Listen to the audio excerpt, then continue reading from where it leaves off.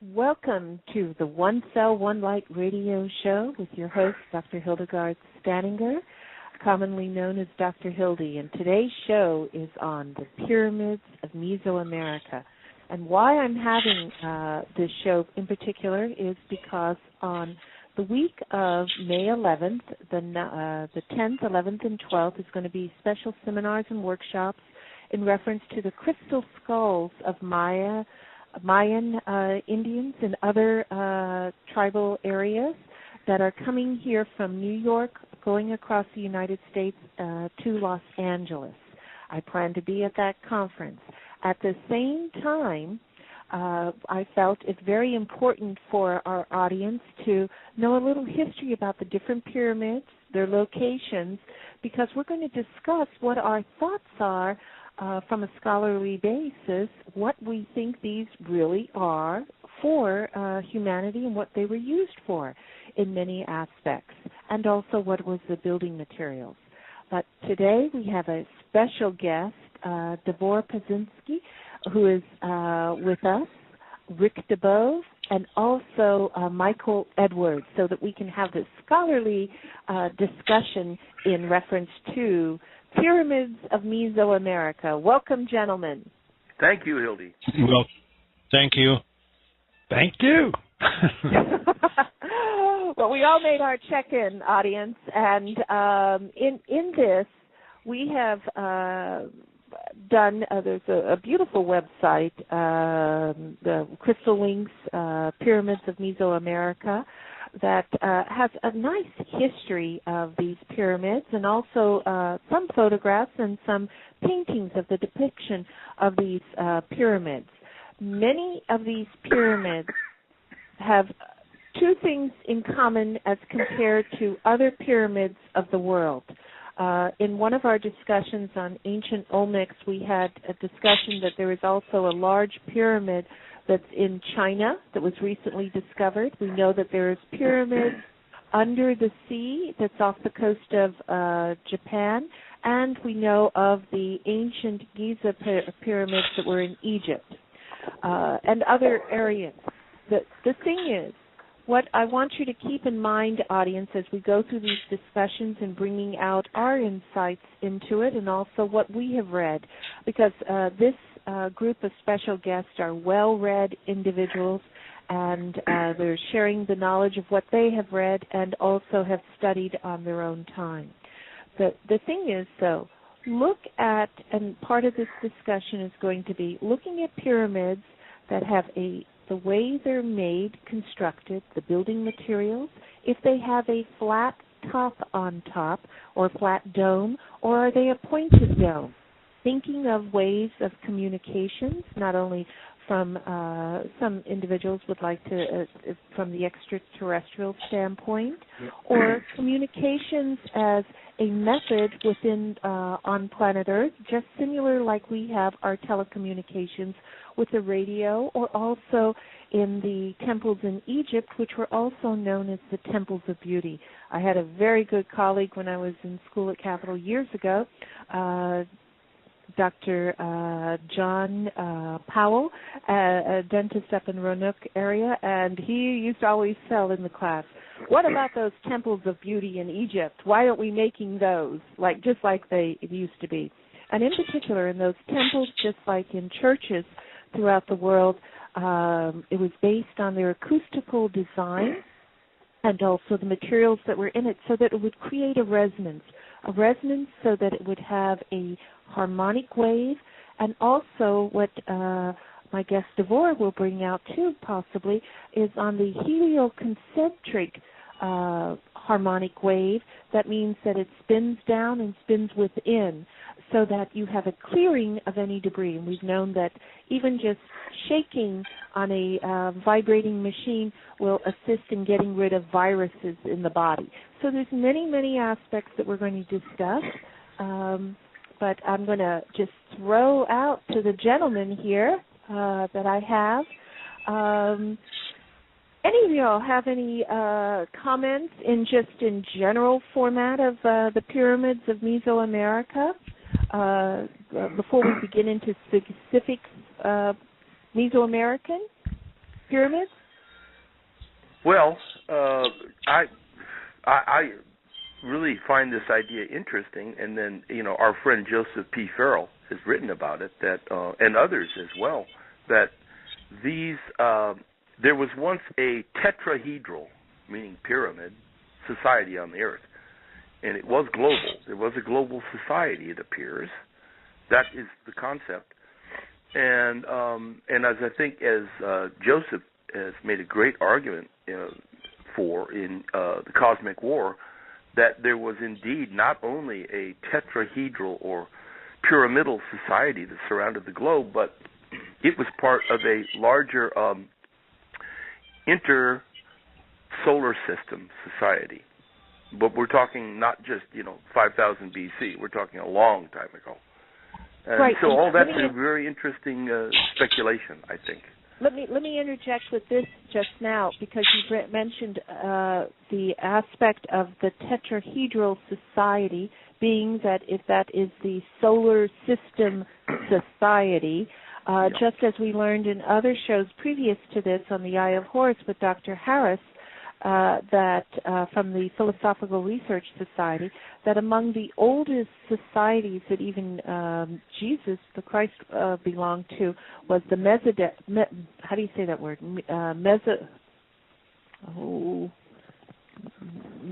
Starts with an M. I got it across the thing. Fill in. Oh, I get it.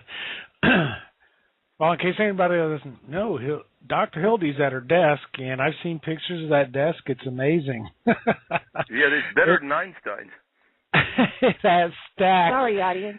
I got stacks it. Stacks of info everywhere.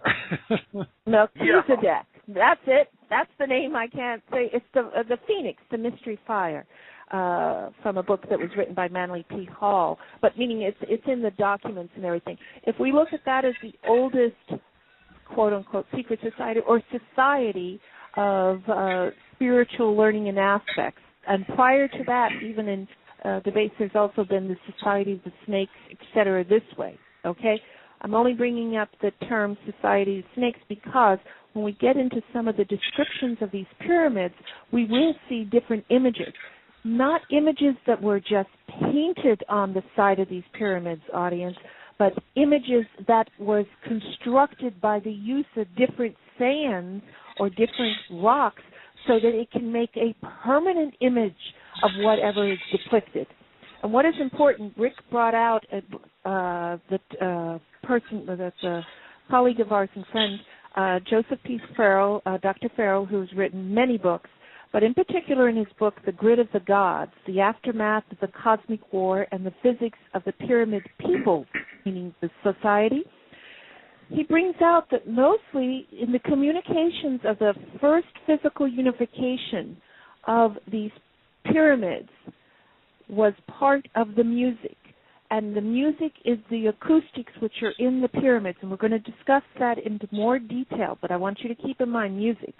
But in particular, if we look at it as from the planet, in his book on page 232, it mentions that from his concepts in the Cosmic War, which is his other book, the aspects of Mesopotamia, which is ruling, way back with Alexander the Great, then there was the Egyptians, Cleopatra's time, etc., this way. Egyptians, they had a reverence for mountains, planets, gods, pyramids. They all equal the same as associated with.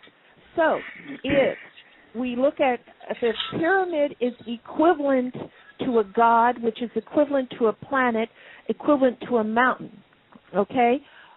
Where I'm going to come from, and then in there, the next thing after pyramids is the music. The music that would come from a pyramid would be the music of the gods, that the music of the gods would then resonate with the planet here, what we're on, or the planet above, to the other planets.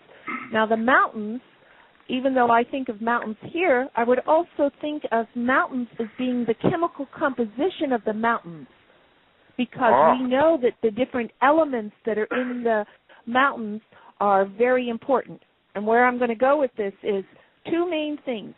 In Mesoamerica, before we go into the specific sites, gentlemen, we know that majority of them are from Guatemala to, and I know there's some in, Peru and that, Inca and that, but meaning Guatemala, Belize, Mexico, and then up through Mexico, okay? But in this, what is very unique about in the Mexican areas in particular, and why I focused in then on that, is because the ancient Mesoamericans, like being the Olmecs and the Tolmecs and the Aztecs and the Mayans and the Incas, and then the other tribes throughout North and South America, okay, and the Caribbean. Those soils, in particular their beach soils, which was studied very well by Russian scientists throughout the world, that they are composed of transitional metals and rare earth metals, including iron oxide, calcium oxide, magnesium oxide, titanium oxide, vanadium, cobalt, chromium, zinc, silicon dioxide, also aluminum dioxide, sodium potassium dioxide, barium, strontium, and rhodium. Wow. The thing is, meaning there's a little bit of a little nucleotides, meaning the strontiums and the rhodidiums and the vanadiums, okay? Meaning what I'm saying is ionic nuclear type reaction. Versus also, which we've learned in other shows that we've had on the air on One Cell, One Light Radio, in particular about the zeolites, which are also made of a very pure form, which is among the purest forms, so it's a smaller cage molecule of the zeolite, is the clinoptilite, CLINOPTILOLITE,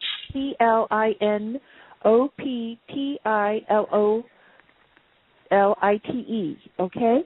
That makes up from 49 to 52% of the composition of the rocks in Mexico. Interesting. Now, also it's composed of morganite, chrysoprolite, tritiumite, alderite, and pyrogenic minerals. The others are other forms of zeolite. But what have we learned about zeolite? It catches the other charge. So what I'm trying to say is, what do we know? How do we know how to make a crystal radio? It was made by AT&T years ago in RCA. What it was is silicon dioxide, a crystal quartz. It could send and receive a message, correct? Yeah. I mean, basic form, okay?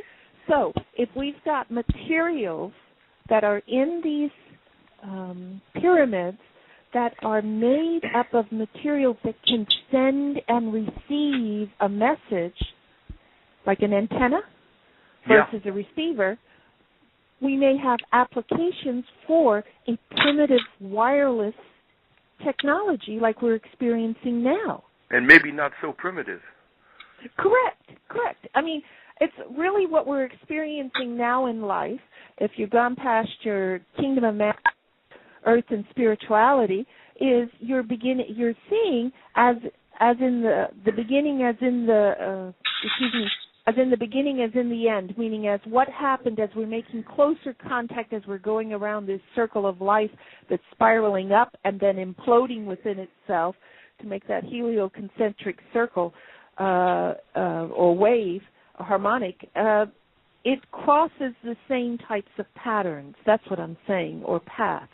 Yeah, and I'm thinking about, Christopher Dunn has written about this when he wrote the Giza power plant.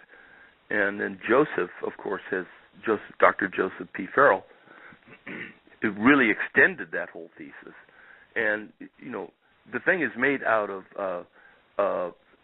granite and limestone, which are both crystalline in structure. And they are also piezoelectric, meaning if great pressure is exerted on any of that stone, it gives off an electrical charge. Correct. So, and that's the way many nanomaterials are made, too. Oh, that's interesting. But, one thing, Michael, before you continue, it just reminds me, as you're talking about the materials in these Mesoamerican pyramids, it's like it wasn't just primitive people. I'm guessing that you said, well, this is what we got, we'll work with it. No, it was they picked those materials on purpose for a specific engineered reason. Well, that's the reason in Egypt the pyramids built where they were. That particular area along the Nile is all limestone down beneath, and you have aquifers. Now, what happens with limestone and water flowing through it is you do have an electrical charge, a natural electrical charge. That's very unusual and obviously has something to do with why the pyramids were deliberately built in the area where the most water from when the Nile flows underground was going through the limestone caves there. It's a natural aquifer. Interesting. I thought I'd throw that in there. Well, that sounds and also, before we leave the soils of Mexico, Mexico in particular, Chihuahua area, has had over the monitoring of meteorites, large falls of meteorites or meteorite showers or asteroids that have hit in that area. And with different meteorites are different metal chemical compositions that can give more charge, more areas. In other words, audience, sometimes, you might have a meteor shower, but it might have been 1,000 years ago and there was no one living there. It's buried in the soil, but it gives that soil or that area a higher resonance or a higher activity of electrical charge than it would in another area, say maybe 100 miles away. Right. And now, Dr. Hildy, scientifically, an electrical charge really is harmonics and sound, correct? Correct. Pretty basic speaking, anyway. Yes. And the more that it is magnified, as we learned in when we had the show with Dr. Malinsky and Sonny Young in reference to superlight and far infrared, the more that it is charged as a magnetic metals or elements, then it will amplify that electrical or that current that is going through. To bring, again, the Great Pyramid back into play at Giza, Dr. Farrell, in his Giza Death Star trilogy, he quotes the work of Zecharia Sitchin, who I'm sure you're well aware of, right, Michael? Mm-hmm. Yeah. Yep, he does. And, I know. Yeah. In his translation of the Sumerian texts, he says two things. Well, we know it's granite and limestone, but in the Grand Gallery, there are slots on the way up to that huge Grand Gallery that leads to the King's Chamber and the Queen's Chamber. Mm-hmm. And he said there were various massive gemstones that were in those slots, according to his translation of the Sumerian texts. So it goes, starts to dovetail back into the idea of crystals or gems holding and transmitting information. Mm-hmm. And that can be done through, you mentioned the piezoelectric charges with certain natural elements surrounding or used as part of the structures, and also the harmonics. And when you're talking about energy that most people don't understand, this is not just like turning on the light switch and getting 120 volts AC. Okay, no. This is something totally different when it comes to the energy that's being emitted by the way that all these pyramids were built, and that's not just in Egypt. It's the same thing they're finding out with some of the South American and the Central American pyramids. But here's the problem. Nobody has really studied the pyramids in Mesoamerica because they've only looked at a couple of them. But do you know how many are hidden? I'll give you an example. When I was in Belize, and you go to the northern border of Belize, there are pyramids that are hidden in the jungle there that you have to have a guide who knows where the marker is to even find it. And are they made of stone, Michael? Yes, absolutely. They look the same as what you see outside of Mexico City in Puebla, around the Puebla area, and even in the southern area of Mexico. They're all the same architecture. Well, basically the same. Yes. That's fascinating. And so many of these they've been discovered kind of by locals, but nobody has really, especially in the north of Belize by the border, the northern border, they haven't gone in there to really see what kind of a greater structure there is other than the one or two that they know exist. They've never been uncovered. So imagine what we could find out. And the same thing is true in Mexico and the rest of Central America. So many of them. May I just ask you quickly, Michael, how tall were these pyramids that you saw, that you were led to in the jungle? Were they big? Which jungle? Most of them look like mountains. You're walking along and you're on a trail, and this is not just unique to northern Belize. It's the same in Mexico. It's the same in Peru. I've seen the same thing. You're walking along a trail, and you have your hills and your mountains, and all of a sudden, something is there. It looks like a hill or a mountain, but where the natives, the locals, will show you the entrances and the stonework that is just absolutely covered. And in some cases, as I mentioned on an earlier show with Dr. Hildy, in Mexico, I've been in a pyramid for as little as they dug into it, which was really, you would swear it was a dirt earth hill, but it wasn't.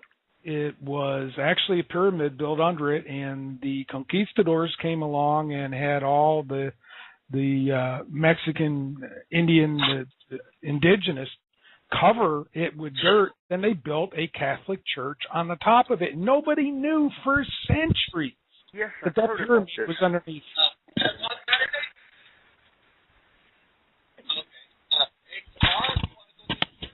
And are we there? Yeah, we're on. Oh, yeah, I heard a noise. Also, I want to bring out that in each one of these types of pyramids, as compared to the pyramids in Giza, the Egyptian pyramids, the ones that are in Mesoamerica look very familiar, or similar, I should say, to the ziggurats that were found on the steps that were in the Mesopotamian type pyramids. Mm-hmm. In other words, steps going up to the quote-unquote artificial mountain. Well, that's the same as what I've seen everywhere in Central and South America with the step plateaus. And I find it kind of almost humorous, the guessing of what some of the locals say, what all these different areas on these pyramids are. And they're just guessing. Nobody has any idea, and yet nobody has, for the most part, scientifically gone in there to go figure out why were they made this way, and why are the passageways that have been found, especially by the locals, this is not official stuff, remember. If there was a scientific team to go in there and try to understand, as they're trying with the Egyptian pyramids, to see why are these passages at certain angles and especially at certain angles going up and going down, and certain angles, the way they intersect each other and things like that. There's a reason for all of it, and we have so much to find out, especially with the Mesoamerican pyramids. Those steps are for a reason. The way that they were finished off is for a reason, and what's inside of them is not being spoken about. That's the key thing, because as with the Great Pyramid, just going back to that, not that it's a separate, it definitely was a big, if we are to hypothesize a global tetrahedral pyramidal society, then that certainly was a big player in it. But Christopher Dunn, as I said, he said, 20 years he studied the thing, and he's an engineer, and he said this thing was a machine. Mm-hmm. This performed something. Of course, the whole thing of burying pharaohs is just so much garbage. That's the same as in Mexico. They try to claim in the tourist pyramids. There's a couple of them outside of Mexico City, and they claim on the back of the one that they found when they were trying to put in a new roadway and realized it was pyramid.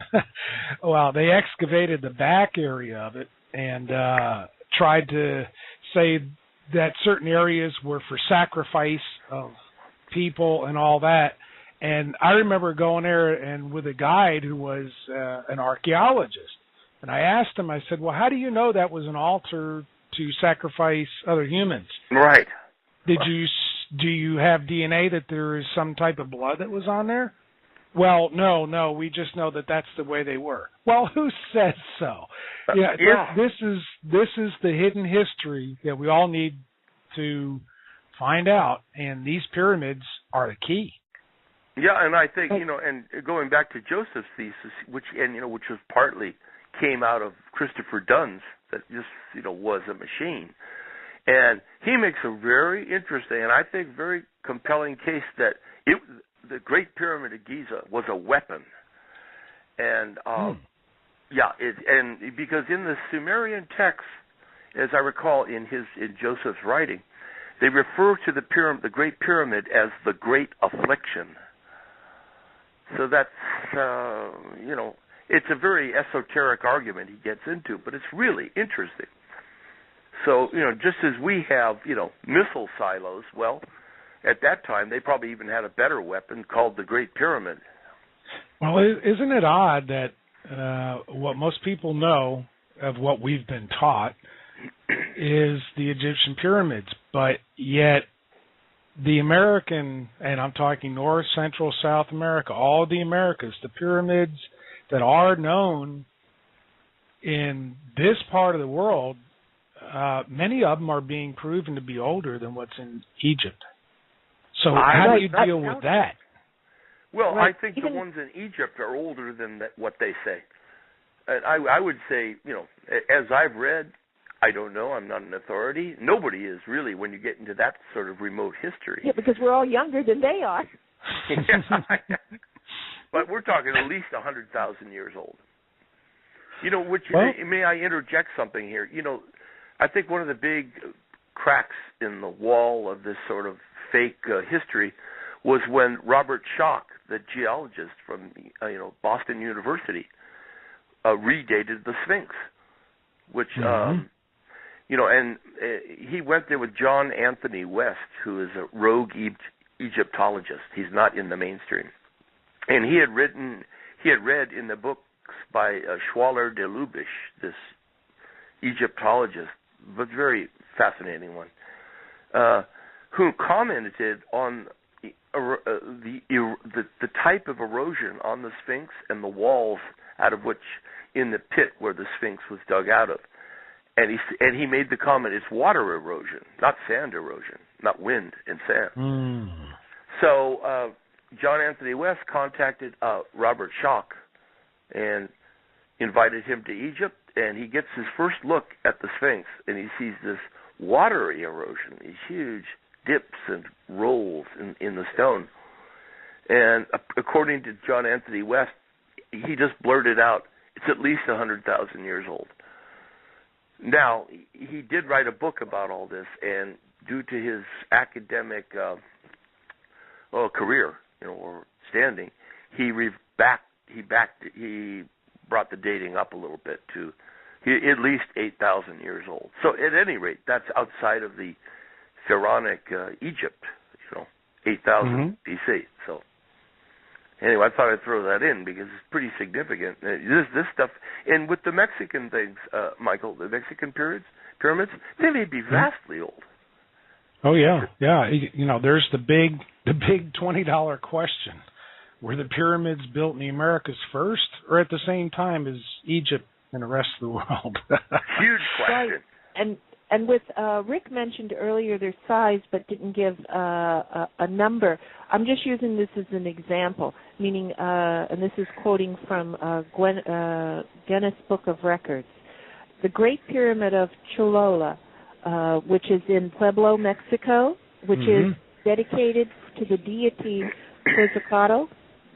That was discovered around, they think, starting in the 3rd century BCE, okay? or the 9th century, CE, whatever CE means now. But the thing is that cubic meters of that whole pyramid was 4.45 million cubic meters. The Great Pyramid of Giza, which is in Egypt, was 2.5 million cubic meters, almost half the size. Wow. I've been to And both. The one in Mexico is amazing. It's a mountain. It's unbelievable. No, Michael. And it's stepped. It's, meaning there's steps going up. And what do you call it? I'm going to say layers. But the thing is, people aren't allowed inside the ones that are in Mexico. I mean, they have some passageways that they cut through, but they've really never opened up any of the pyramids in Mexico. I believe I've seen all of them that you're allowed into, and 2 of them that are local and nobody wants to talk about them. But nobody's really studied this to see what the interiors were. Yeah, that's what I was trying to bring up earlier. The Mesoamerican pyramids, there's just nothing out there of trying to figure out why were they built with those steps, why were they even larger. And you mentioned earlier, Dr. Hildy, about the one in China, which apparently is going to end up being the largest pyramid that anybody's ever known about. It's going to be bigger than this. Go ahead. I'm sorry. I was going to just say it's going to be bigger than what we know as 4.45 million cubic meters as the one in Mexico. So the one you're talking about, the one in Cholula? Yeah. No, what? Yeah, outside of pyramid Mexico. there. Yeah. And that's in Mexico. Now, Michael, you've been there. As I correctly heard, right? Yes. Now, so it's 4-sided. It's obviously pyramidical, right? Mm-hmm. Now, how long? Well, what is the length of each side? Would you guess, or do you know? Oh, I got it here. Gentlemen. Let me tell you. It is 450 meters in length, and the height is 66 meters. Yep. Jeez. Yep. That's and the one. So it's 450 meters by 450 meters, which is 1,476 feet by 1,476 feet. Height is 66 meters, which is 217 feet. Also, there was a Dominican monk that recounted the story that he heard from the Aztec Indians that said that this particular pyramid was built by Xelhu, Xelhua, which was one of the 7 giants of Aztec mythology. Brings us back to the giants. And that one I didn't know. Well, in the Book of Enoch, they talk about giants being, in very specific terms, they could go as high as 35 or 40 feet tall. I mean, that was, right? Let me read a little, not only the height, but this, I just caught my eye in reference to this one particular giant. And I'm going to read the account that the Dominican monk stated that he wrote. Why I'm saying it's important is because what we know about genetical engineering, synthetic biology, artificial biology, and my concern and some of the other scientists of my type and beliefs and colleagues and friends that are wondering what happened to that 150 million inoculated human eggs over in England. Okay? This is what he wrote, the Dominican monk, which they do not say his name. Before the great inundation, which took place 4,800 years after the erection of the world, the country of Anahuac, Anahuac, was inhabited by giants, all of whom either perished in the inundation or were transformed into fishes, save 7 who fled into caves. When the water subsided, one of the giants called Xelhua,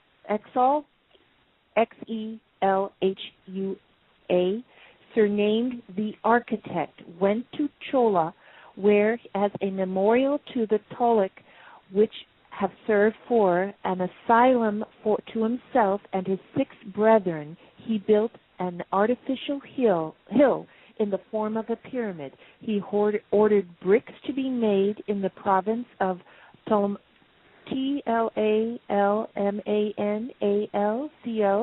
at the foot of the Sierra of Ciolte. And in order to convey them to Chola, he placed a file of men who passed them from hand to hand. The gods beheld with wrath an edifice, the top of which was to reach the clouds. How fascinating. God. Yeah, I remember hearing. That goes back to what we were saying, all these giants in other shows. Well, I had heard that about that pyramid when I was there, but I didn't hear the giant part. Apparently somebody left that out when I was there 20 years ago. Wow. Oops. Yeah. That throws a new new gear in the works there. Yeah, because the others, which they were transformed into fishes.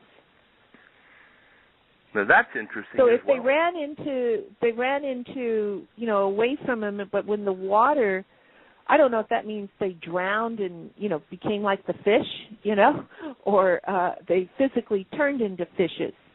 Or maybe they became into submarine-type vehicles and left. It could be. Who knows? But it's a different aspect by just looking at the myth, the legend, and the actual science, collective science that can make them now, type things. Well, if they could build the pyramids, I'm sure that they had equivalent of water ships that could go beneath the surface, as well as those that went above the surface and those that were in the air. Too many of the artifacts around the world, and I'm doing on my own show, I'm doing an interview with Harry Hubbard from Illinois, and the artifacts they're finding out of the caves there are showing spaceship-type things that are carved in a rock. Okay, this is Illinois, people. Yeah, right. I know we're talking about the pyramids in Mesoamerica here, but even in North America there are pyramids. There are none that have been admitted to that are as large as what we're talking about in Central America. But, we have a lot to start looking at the right way. And we need to stop this, and excuse me, Dr. Hildy, because this is not against you. We need to stop this academia blindness. It really is a blindness. That academia is, if it doesn't fit their groove, it can't be. And we've got to go past that. I was going to say another thing, Michael. If it doesn't fit their groove and it doesn't fit their, what do you call it, not budget, but their funding. Their funding, yes. Meaning they won't rock the boat. I've had universities tell me that they have so much money that they don't need any money. You know what I mean? They'll never go broke. So I go, ooh, that's a new statement to me. Yeah, and then their studies are according to who is donating the money. Yes. Yeah. But going back to these old structures, and I'm sorry, Michael. No, I just said sad term. Always follow the money. Yeah. And also, DeVore, I know you're there. If you have any comments, please interject. Please. Oh, I'm just listening, and I agree with what you said. Archaeologists are teaching children about how these pyramids were built, and it's all based on the wrong information. Yeah. Because they are so limited in this academic thinking. Mm-hmm. And, they're teaching people that pyramids were built with the copper tools and ropes. And what a bunch of guys know baloney, that even today, with the technology that we have today, with all the cranes that are on planet Earth, they could not replicate and build another Cheops pyramid with such a precision. that and was even built having the back people then. to line up, and as it says by the story, that it was done by a person lined up, each one lined up by brick, just passing the brick, you know? Yeah, we could even get people to do that now. The copper chisel thing is just a ridiculous story. Absolutely ridiculous, yeah. Well, but that's what's in the books, and that's what the History Channel will teach people. They're going to have a documentary and says, oh, this is how pyramids were built, and then millions of people around the world are watching, and they're under the impression that this is the truth. And as you know, the truth is being hidden, and it's being manipulated, and a lot of what it's in the books, and people are even learning on universities, it's absolute lie. They have absolutely no proof, or they don't want to tell us what they found out with their budgets and scientists, because I believe the U.S. government could have funded all kinds of research that they don't necessarily have to tell us what they found out. Yeah. Well, Devor, I have a question for Devor, and this is going off in Mesoamerica, yes. But I'm very curious where you come from, where you were born, which you can explain where that was in that area. Are there any pyramids there? Well, is that an accidental question, or do you know that they recently found one of the biggest pyramids on the planet in Bosnia that's very close to Croatia? Yes. That's what I was getting at. I wasn't too sure which country, so yeah. It's in Bosnia. It's absolutely huge. Huge indeed, yeah. So nothing is unique to just certain parts of the world, and that's the reason I wanted to bring that up. We're talking about pyramids in Mesoamerica, but we've got this all over the world, from China to Bosnia to Egypt to North America to South America. Who knows? There could be hundreds of them in Antarctica and the Arctic. Who knows? Right, and this Bosnian pyramid is super high, meaning it's in the Viscosia, is it Visca? V-I-S-O-C-I-C-A hill? Anyway, remember the other pyramid, which we just talked, the Great Pyramid of Cholota, was 217 feet high. This one in Bosnia is 2,300 feet high. Oh, gosh. That's Good grief. That's like 10 times bigger. Oh, yeah. Wow. And and I'll just gonna for Davos and everyone else here, I've often wondered. They talk about the Great Flood in the Bible, which in current scientific inquiry, it seems like there was a massive flood, meaning whether it was due to a meteor strike or an asteroid strike, that 10,500 years ago there was what they call the flood. And now, if that is the case, I'm just wondering, how much is buried under what was once mud from the flood that turned to solid ground? God knows. Mm-hmm. Yeah, it could be a lot. And that could be maybe the original watermarks that everyone's seeing, like you said, on the Sphinx, et cetera, this way. Ooh, good point. Good point. That could be where there was a time. Well, okay, I'm also thinking that the Nile is flooded a lot too, so that could be part of it. But I would be interested to know if there are any watermarks on any of the American continental pyramids that anybody has found. I've never heard anything of that, but wouldn't that be interesting? It would, and you wonder if anyone has even thought to do that research.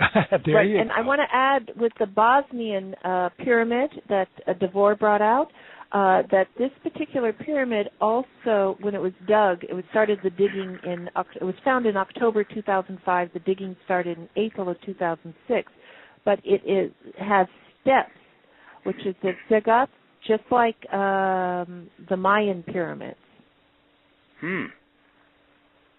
What I'm trying to say is, if it has similarity to the Mayan pyramids, even though it's bigger, whichever one, it's like where we discussed in other shows, the migration of different civilizations through the mercantile of, bringing trade. It appears, though, I mean, just by using the markers of these pyramids, whether it's Bosnia, Egypt, Mesoamerica, and I'm sure there's some in North America and God knows where else, we're talking about a global society, which predates the one they talk about. Yeah. And what we don't know is exactly what they were designed for. We can speculate whether it's going to be with harmonics to produce certain energy, or whether it was flow of water going through the channels that were built inside to create electricity as we know it now. We don't know, and that's the problem. It's not being studied in those kind of scientific terms. It's hard enough when you're in Central America, and especially Mexico. You know, the government doesn't spend money on archaeological sites like that unless they can make money from tourists. Okay, that's just the bottom line. That's the way it is.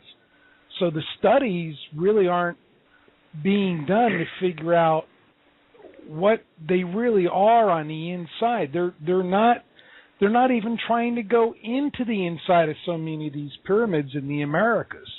That's amazing. Well, there's no need to, and it costs money, okay?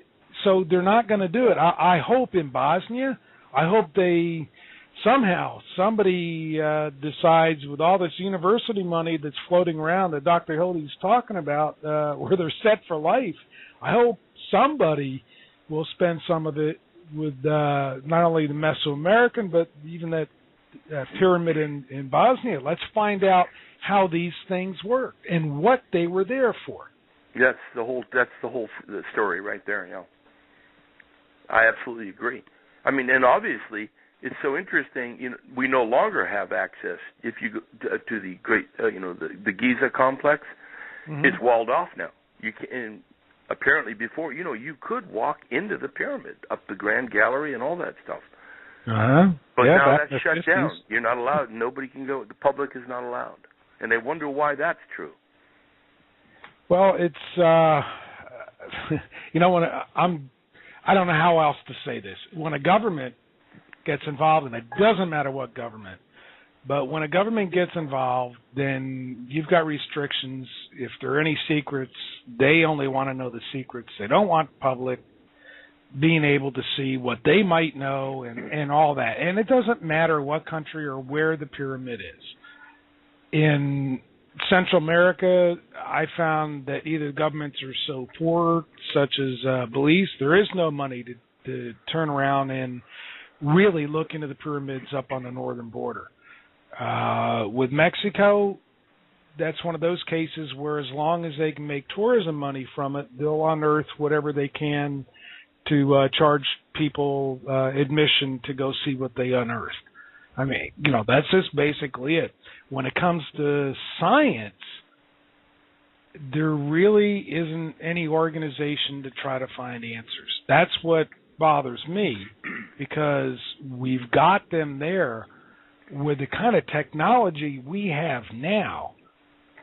It's got to be so easy to figure out what each pyramid had a function for. And really, it's not altars to go spill blood down on each step. And it's not just to bury old kings. Oh, yeah, exactly. It seems more and more obvious that that's the case, And by the way, I just want to, to you guys, I want to offer a humorous note. And Hildy, who knows our friend Dr. Joseph P. Farrell, in conversation with him, we had a great laugh about how there should be, you make a little short film, which would be Zawi Hawass, or one of these Egyptologists, talking about how the pyramids, were made with copper chisels and all that baloney, all their baloney. But there should be a laugh track on top of it. So when they say something, you got the audience laughing. So. Well, it is kind of humorous when you think about it. Yeah, I think so. Oh, boy. And also, in many of these temples, even like the Mayan pyramids and Chichen Itza, that there was not just the pyramids, there was like the ball courts, the Temple of the Bearded Man, platform of the skulls. whatever that was. I don't know if that was that platform of Venus, which was more of the astronomy and that. And let me go back another thing. Remember with the end of the last parts of the pharaohs with King Tut and his father, and that they believed in the sun god or the sun disk. A lot of these Mesoamerican beliefs, from what we see in the relics of the artwork and the depiction, was also a reverence of the sun. Well, sure. The Mexican symbol of Mexico is the sun disk. It's basically I forget the name of it now. Too many places, too many names. Yeah, it's all rolling together, Mike. Don't worry. Yeah. It's all coming together. By the time we get to 11:11, our stargates will open up and we'll be okay. It's all in the DNA. As in the beginning is in the end. We'll be synchronized then. Something's got to dig all this data out of my brain.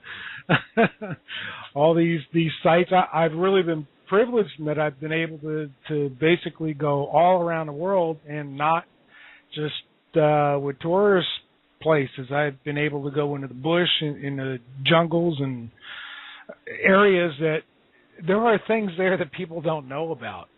And I consider myself just really privileged to be able to talk about things that I've seen, but even more so in the African continent, see things like the four square within a circle, which is the same as the indigenous North American Indian medicine wheel. To put all that together and see that there were societies where everything really was following the same routine. There were no continental divisions. Yeah, that's interesting. And the Mesoamerican pyramids, I think, are the biggest key to that because they're the ones that have been studied the least. Yes. Right, and they could, we just look in history as the things that we know that are the oldest or any of that route, usually they're the ones that are studied the least or least known about. So it may be proven that in near future that these were older than the other pyramids. At the same time, there is, in each one of the different types of pyramids, whether it was in Egypt or possibly in this Bosnian or any of the other areas, but in particular the Mesoamerican, they also addressed the equinoxes, meaning, spring and winter, summer, and the fall solstice.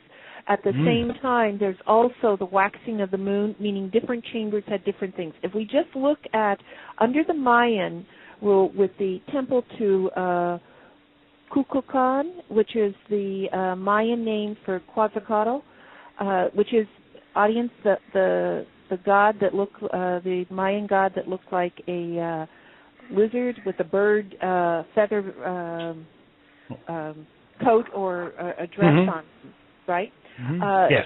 That particular pyramid, it was designed with the types of limestone and other quartz that were in the building materials, so that when you walked into the chamber, you would hear the chirping of birds, that noise. And remember what was addressed in Dr. Farrell's book, which was The Grid of the Gods, where it just said mountain to mountain to God to pyramid to music. The question is the different sounds that the pyramids could make. Not only do we know that sound, the acoustical resonance, can also cause things like in Jericho, buildings to fall, with the trumpets, or it can cause it to clear the body out of impurities. Oh, and do many other things as well. That's right. I mean, it can do many things. It can deliver, in modern times, it can deliver a pulse, acoustical pulse or microwave pulse or any of these things or laser, and deliver nanoparticles to the ear or anything on the body, like a little hit, like a bullet, but they're nanobullets. But that's a whole other area. But what I'm trying to emphasize is with the sound, not only do you get whatever the benefits of on a local base, meaning the people that go in there or the priest or priestesses. The thing is that you also could create sound that could be like was discussed in the earlier time in reference to weapons. Mm-hmm. Yes. And if some of these temples, or I should say pyramids, could have some type of crystal or some type of, I'm going to say, additional amplification, like we know that it had water, it had building materials. The sand alone could be used to make piezoelectrical devices based on just modern science of this time. And not only could you have communication, but you could also have weaponry. Yeah, well, I wonder if they would use it for light too. I mean, I know they use fire. Well, now, as Joseph Hilda, as Joseph has talked about in the Giza Death Star, he's speculating, given the modern physics on scalar weaponry and a whole bunch of stuff, drawing from modern physics, and then going to the ancient texts. He talks about an acoustic cavitation of that planet that was between Jupiter and Mars. That is now the asteroid belt. An acoustic cavitation. You load it acoustically, electroacoustically. So anyway, I think we're coming up on a break. Yeah, we have our music audience, and we're going to join for part 2 of Pyramids of Mesoamerica. And Devorah's going to tell us also the relationship of these pyramids with crop circles, hopefully. Okay? Enjoy. We'll join you on the second half.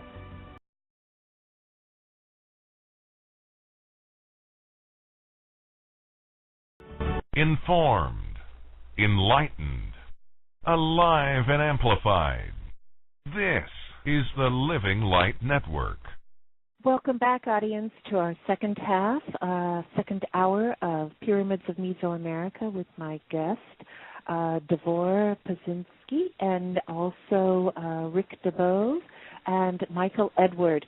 We last left the conversation in reference to the Pyramid of Kukulkan, which I'm learning how to say these words. Why I'm fascinated with this this big pyramid, because it's the sacred bird of the Mayans was the Quetzal, which is a beautiful bird where they made their ceremonial robes out of the feathers of these birds. It was for their high priest. And the thing is that in particular on this pyramid, when they clap their hands and go into the pyramid, it makes the chirping sound just like this bird, which they considered very, very sacred. So the statement would be, as with many ancient cathedrals or anything, when you go in and you hear this sound, would it resonate something into your subconscious that would be linked to the creation or the creation of everything? Because what is in particular with this is that if they made the steps larger or taller or deeper, they would not have the same effect. How they designed the steps to that pyramid that makes that chirping sound when you clap your sound, just like the bird, it's exactly like the bird. So if they made it wider or higher, the steps, it wouldn't have the same effect. So it was totally done by very particular design, architect with great specificity. And this bird, the Quetzal, is in this particular area of Guatemala, and any of the governmental awards that they have is a prestigious award, and they call it the Order of the Quetzal. Wow. So they have what I'm saying is there's a very high regard for that bird, and that goes into that bird's supposed to be part of, the god Quetzalcoatl. That I slaughter his name. Sorry, guys. Okay? Yeah, guys, y'all supposed to help me with these names. I'm going to get I can spell them, not smell them, but I have a hard time twisting, I have a good friend of Mexico. It's stimulating my tongue to remember how to say these names. I have a really good friend of Mexico. His name is Daniel Panacaro, and you spell it P-A-N. You can roll your R's.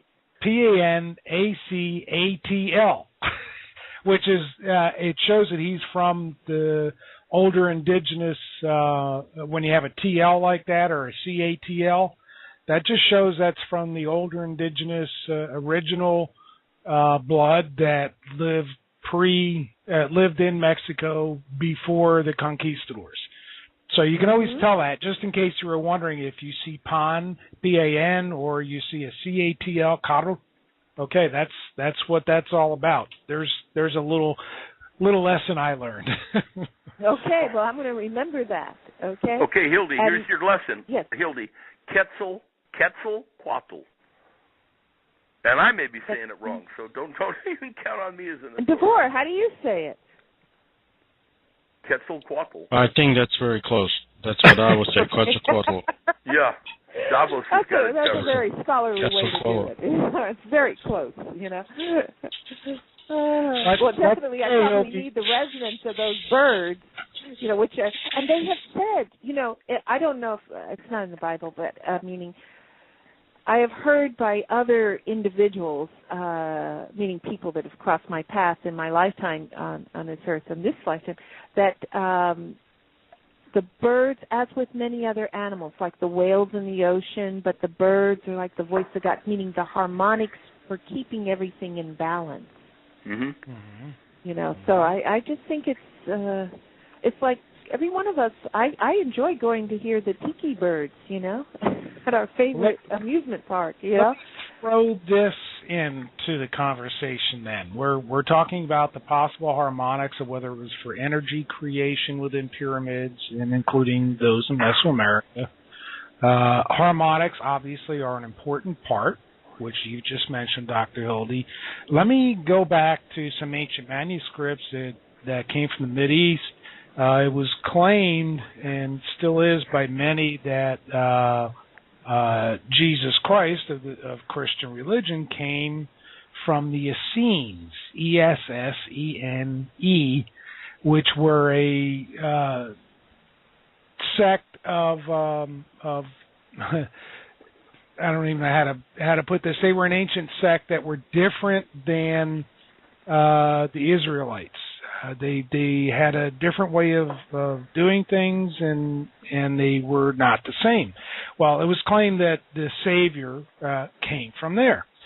Let me try to remember here. I don't remember if this was from the Essene Gospel of Peace or the Essene Gospel of the Holy 12. These are books that you don't hear about. And these are not lost books of the Bible. These are books that most people haven't heard of at all. It says, and I believe it's the Essene Gospel of Peace. If I'm wrong, then everybody can correct me. It says, in the beginning was the sound. Now, remember how we hear from the Christian Bible, the beginning was the Word, and the Word, you know, and it goes on and on. Well, they take it where they say, in the beginning was the sound, or the harmonic. And the sound was with the Creator. Now, doesn't that throw a twist into the possibly Big Bang was a loud sound? Yeah, but even throwing it into perhaps a purpose of these Mesoamerican and other pyramids as well, because or even in life, because we do know that sound and photons, meaning light, there's photonics, which, you know, is sound and light, the mix. Out of sound came light, you know. Well, sound is light. Light is sound. Basically speaking, not scientifically. yeah. But the thing is that that probably is the common elements, or the common material, maybe for creation. Yeah, and at this point, I'm curious to hear from Davos about his thoughts about the crop circles and these pyramidal structures. It would be very interesting to hear that. But first, I just want to mention that the Mayan pyramids have 9 levels, and those 9 levels are divided in 13 individual sections. Each level is a level of creation. It's all connected with the Mayan calendar. And so each level has 7 days and 6 nights, and each day is the period of enlightenment or increasing consciousness, and each night is period of applying that consciousness. And so when everything started through their calendar was 16.4 billion years ago, and through these 7 days and 6 nights sections, what used to take 1.26 billion years to happen in evolution of consciousness is now happening every 18 days since March 9th, 2011. So we are now on the top of the pyramid. Interesting. Well, it reminds me. I have read in various places about the Hindu Yuga cycle, the 4 yugas. And in the first yuga, I can't remember. It's the Treta Yuga. I can't remember. But time is there's infinite amount of time and expansion of time. People live longer. But now we're at the tail end, at the 4th part of the cycle, the Kali Yuga, where time is accelerated and contracted and moving very fast. So kind of, I don't know what for sure that has to do with what you're talking about, but you seem to have a little rhyme to it, with these steps and these divisions of time. Right, and each one of these different pyramids had a certain number of steps. Is that correct? For each layer. It has 9 steps. 9 steps. Yeah, each layer was a layer of a creation, and each layer was divided in 13 sections, 7 days and 6 nights. And so, now we reached the end of the Mayan calendar last week, and we are on the top level. And so so everything is speeding up. Everything is happening according to those processes. All this turmoil and stuff, it took before a long time for things to change. Now it's changing so rapidly. And what do you think it will culminate in? Yeah, if we're at the top, do we go back it depends to the on bottom? us. I feel it's like you said in other shows. No, it's the end of a cycle. Well, end of the cycle, but it is to me, mankind, just like Da Vinci's, where you have the spread eagle man, the upper portion is bound to earth. The mankind is the bridge from heaven to mankind to earth. It's the bond of earth and heaven. Because if we're at the top of the pyramid, we're already touching the clouds. Well, question real quick for Devor. If we're at the top level of the pyramids, have any of these crop circles or anything else that you've been studying a bit and trying to figure out, do they coincide? Do they show the same thing? Oh my God, these crop circles are getting more and more complicated. And in actually 2 or 3 of them of this year, there were Mayan signs that are in their calendar. And, some people have been trying to decode it, and they have different translations of it, but they are definitely expecting something big to happen in May of next year. And that's what these crop circles are showing. And another thing, it's amazing how little attention is given to crop circles, and some of them absolutely huge and so complicated and so precise. There's no way that somebody can be stepping on a board overnight and doing it, unless humans came up with some kind of technology that we are not told about. I believe it's the origin of crop circles and who is making them and what are they telling us is still pretty much unknown. Well, I haven't seen anything about the pyramid. It's more like a messages of sun activity and switching of poles and what is going to happen in different ways. And it's just a matter of trying to translate it through mathematical ways. And, I'm not a mathematician, but I was looking at what they were coming up with, what kind of explanations, and it's just amazing. You mentioned... I wish they give me more attention to it.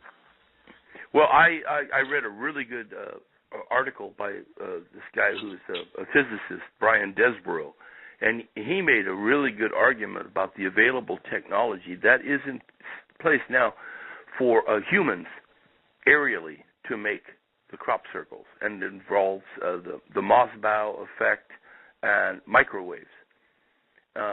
So I leave open that possibility as well. And to what end that's being done, I don't know. But I would guess, to me it's a solid assumption right off the bat that the technology that we have as like earthbound, just regular citizens, is probably a good 200 years behind that possessed by the military and various power groups. I think it's safe to assume that. And it certainly we would not be told about what that technology is. So I throw that out into the discussion. Exactly. Exactly. Look at Nikola Tesla knew 100 years ago about free energy, and they stole his papers after he died. And a lot of scientists have been working on his stuff, and they're not necessarily telling us what they came up with. What a great genius man he was, and he was,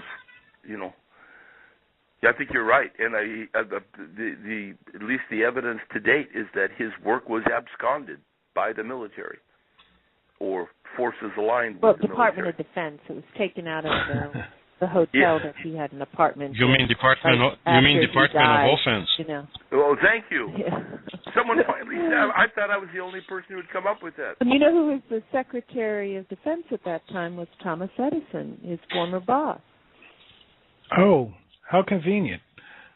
Yeah, very interesting. And also, you got to remember, too, free energy will come about and will be there, but as we have enterprise and economics, as with anything that wants to put a price tag on a commodity, if that price tag is not able to be put on it, the powers that be do not want it. Well, let's throw this. May I ask you, who was in the chief of the DOD who was Edison's boss at the time of the absconding of Tesla's work? Thomas Edison was. He was Tesla's boss. Yeah. He was Secretary of Defense when Tesla came over from Europe. He worked 5 years with Edison, and then they had the battle of AC/DC and the patents and that. Because you got to remember, whenever you work for a company, no matter what the company is, you sign a non-disclosure, and whatever you create, they own. So the original battle of Westinghouse Electric versus General Electric. No, right. And Westinghouse, Tesla owned a number of shares of stock. And so that Westinghouse would not go under, he did not cash in his stock. He gave it back to Mr. Westinghouse, thus caused the creation of Dr. Tesla, too, because he had a number of honorary degrees and PhDs, for him to not have the resources he needed economically. Because you got to remember, the players in the banks and owners of the banks at that time were very good friends of the opposition of development of technology. It was the battle of new technology. Who's going to own all the telephone systems? Who's going to own all the electrical systems? If you want to give it away free, Tesla, just like water, then, hey, we can't make no money on it. Who owned the copper wires? Who owned all this? There's a lot of history that way. Yeah, and it was J.P. Morgan who canned him. Said, who canned Tesla? He was funding Tesla and said, "Free? No, can't have that." Cut off the bank account. Yep. No, we're not going in for free electric. Yeah, and that's like a lot of new businesses now are going through due to the economy of that. Lines of credits, et cetera, are gone. Meaning it's a creation of business. It's a creation beyond the survival gene and beyond the longevity gene, which will be next week's show. But the thing is, there's always good and evil in many different realms. Well, let's throw this about the pyramids. Perhaps the pyramids, of which some scientists do seem to believe that what I'm going to say is true, they were energy producers, free electricity, so to speak. I know that sounds odd that this is thousands of years ago, but when you go into, for example, with the pyramids in Giza, you go into the different quartz rocks that are lining the passageways. Yeah. Which is different than all the rocks that basically that the pyramid is built with. You get into resonance, you get into harmonics, you get into sound. I mentioned right in the beginning of the show today, the limestone with the water going through it beneath the pyramids. And I can't remember what's the name of the passageway that goes down underground in the Great Pyramid in Giza. That passageway goes down in water, and that's the natural water table that's down there. They could have, in all these pyramids, created natural energy stations because of where they were built and the way that they were built, and they would magnify through resonance of natural occurring things like piezoelectric and such. It's kind of obvious in some ways that they weren't, well, they surely weren't, in my book, places to bury kings or to sacrifice people on altars. It was way beyond that. Their structures are too mathematically perfect to just be a place to put a dead body. Well, you know something, I'm thinking. I just thought about something too. That they get these pyramids, and these structures get these were where the priests were. This is where the priesthood, and well, there might have been a priesthood, maybe, but there was sacrifice, and there was the priests there. I'm wondering, was that not, maybe 200-300 years or however many hundred years ago, was that interpretation laid on to these artifacts by the church in power, whether it be the Catholic Church or whatever? Mm-hmm. Oh, that's definitely an influence. Yeah, I would think so. But, and by the way, Davos, are you there? Hello, Davos. Huh? Davos. Yes, I'm here. Davos, I'm sorry. Yeah, I'm here. Now I got it right. You're the only other person. I told this to friends years ago. I said it's not national defense; it's national offense. And you're so correct as you reiterated that idea. Well, you see what they're doing with the humanitarian actions. Yeah, humanitarian in quotations. But to go back to, you see, we don't know what was on the top of the pyramid in Egypt. And there was a great lecture, 8-hour long, by Nassim Haramein, who is a physicist, and he explained that he did calculations and that the Ark of the Covenant is the same measurement as the inside of a sarcophagus in Cheops pyramid, and he believes through other research that the Ark was actually a capacitor. And yes, exactly what you said, that the pyramid was there to generate energy, and probably what was removed from the top of it was the key thing. Wow. It could have been a crystal, right? Right. Could have been. I have heard that we know the Ark of the Covenant, as we know, is a relation into the Holy Bible, but I've heard that there was more arks. Does anyone know that? Yes, I know of 2 other remote religion sects, not the main Hindu, but there is I'm trying to remember, this has been years ago. They believe that the true Ark was an energy box. Yes, energy love, basically an energy type of love to all those who are around it. I know that sounds kind of weird, but we're talking about different energy than electricity. I said that earlier in the show as well. What these pyramids could have been all about was a whole different kind of energy. This could be, photon energy. That's a great point, Michael. Because it gets too easily, without examining further, a translation into, well, it was just electricity. Well, who knows? Maybe it was something far more esoteric. No, it's if you generated the far infrared too, and we don't even know. Well, we tend to put things in a box. anybody says energy or, generation of energy, well, right now we think, okay, nuclear creates energy, coal creates energy. What do we have? A limited energy of alternating current or direct current. Well, that is a minor part of energy. According to what scientists are finding out about the photon belt that is now somewhat coinciding with our own solar system, and some are claiming this is what the blue Kachina and the red Kachina of the Mayan and Hopi prophecies are all about.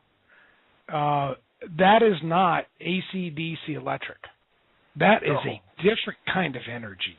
And these pyramids, my personal opinion, my belief on the things that I've looked at and read from scientists and prophecies and some of the ancient records all around the world, I believe they were basically life structures of the kind of energy that brings life, no different than the sound that created life.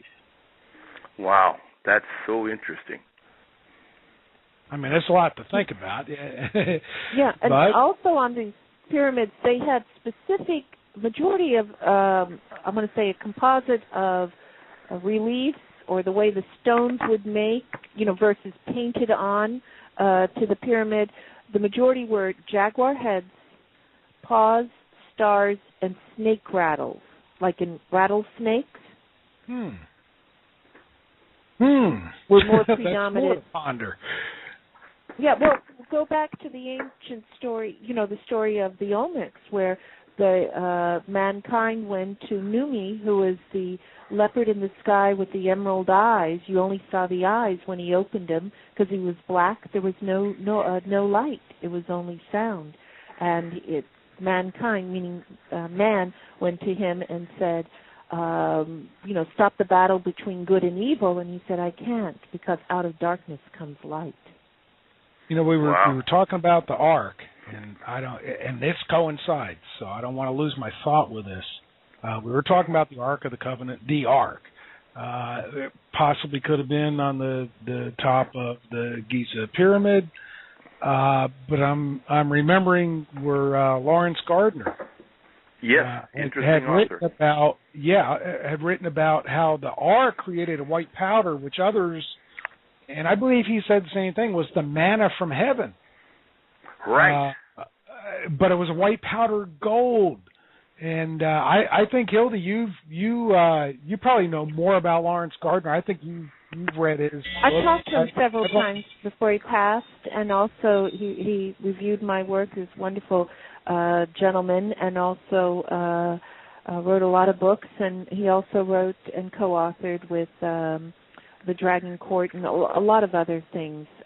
Yes, and that powder was what they call now monoatomic gold, which is when you take gold and you heat it up to a high process, and it makes a white powder.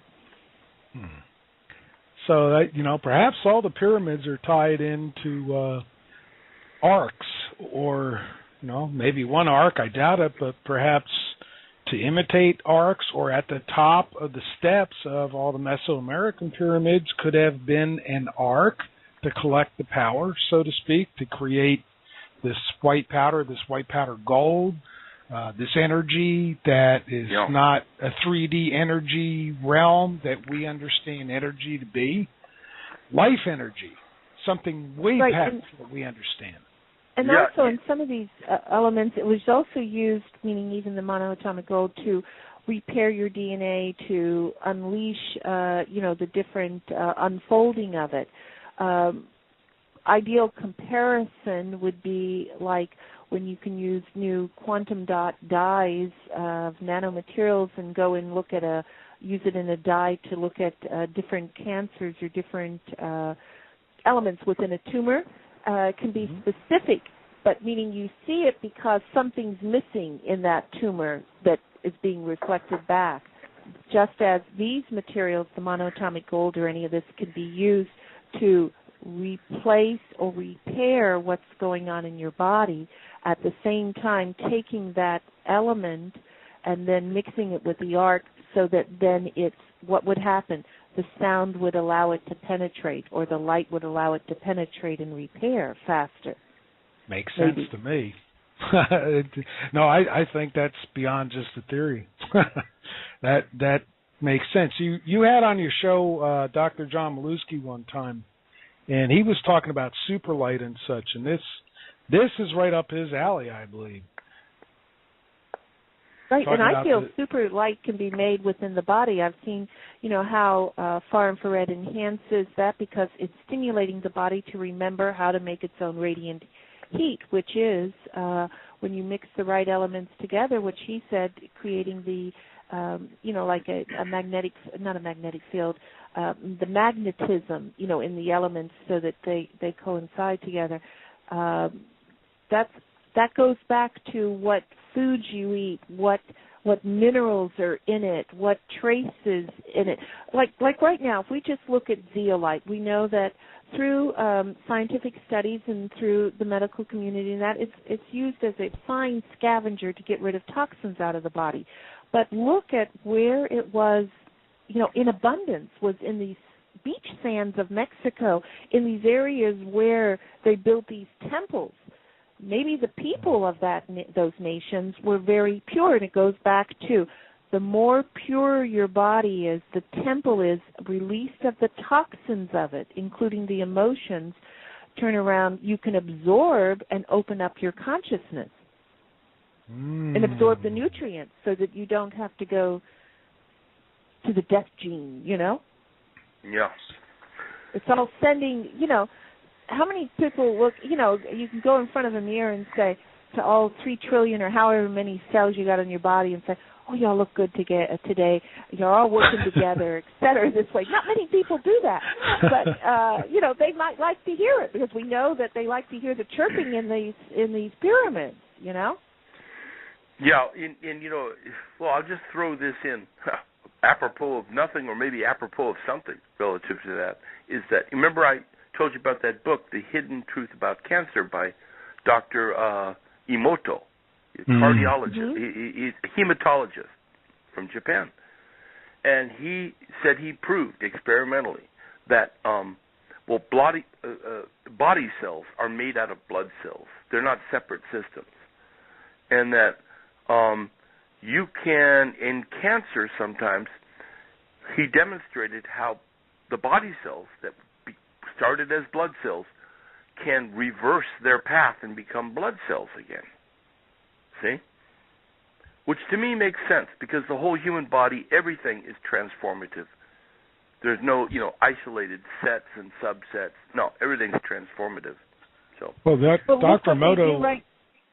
Go ahead. Go ahead, LD. No, you go ahead. You're the host. So what I was just going to add is, and that's a very valid statement that Rick made, because just look what they do with the human egg or the egg of an animal. They take out all the organelles and make it a new animal or a new thing, with cloning and everything.